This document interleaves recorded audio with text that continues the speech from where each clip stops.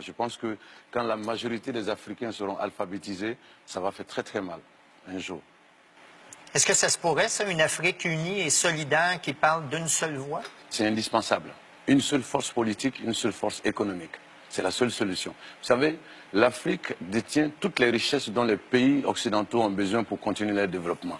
L'uranium, le café, le cacao, le fer, le diamant. On a tout ce dont les pays occidentaux ont besoin pour continuer le développement. Et il se trouve aujourd'hui que c'est un paradoxe. Continent très très riche, population très très pauvre. Ouais. Voilà, nos Chine, matières premières sont pillées, etc. Et donc, c'est quand on parlera d'une seule voix.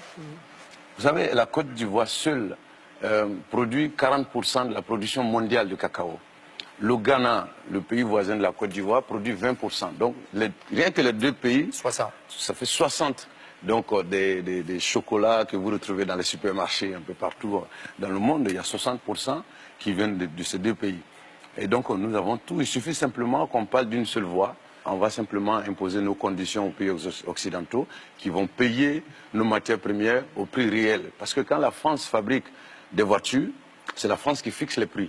Mais quand la France veut acheter notre café ou notre coton, c'est encore la France qui fixe les prix.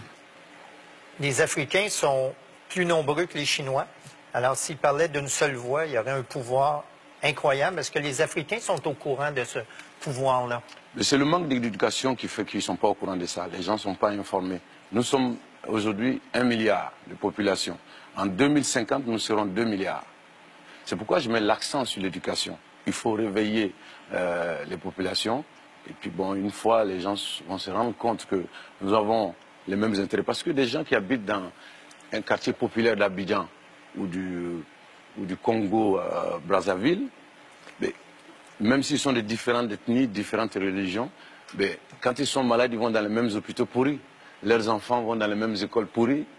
Donc il suffit simplement, au lieu de se taper dessus, parce qu'on est de religions différentes ou d'ethnies différentes, il suffit de se donner la main pour imposer au gouvernement la construction des structures de santé potables ou des écoles.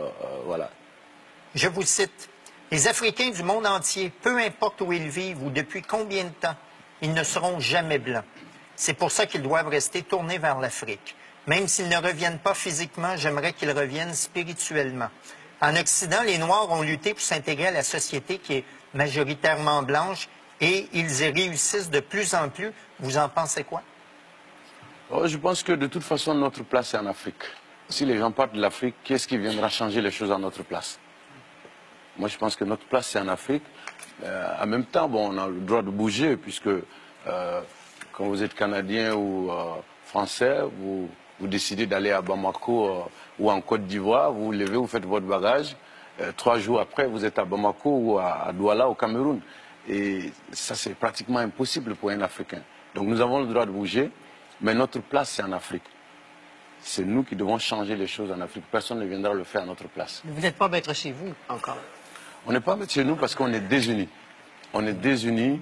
On a été divisés depuis très longtemps et ça a été fait exprès. On a été divisés pour nous affaiblir. Mais à partir du moment où on s'est rendu compte que tout ça, ça a été fait exprès, il faut simplement se rapprocher, il faut s'unir pour faire face à toute cette situation.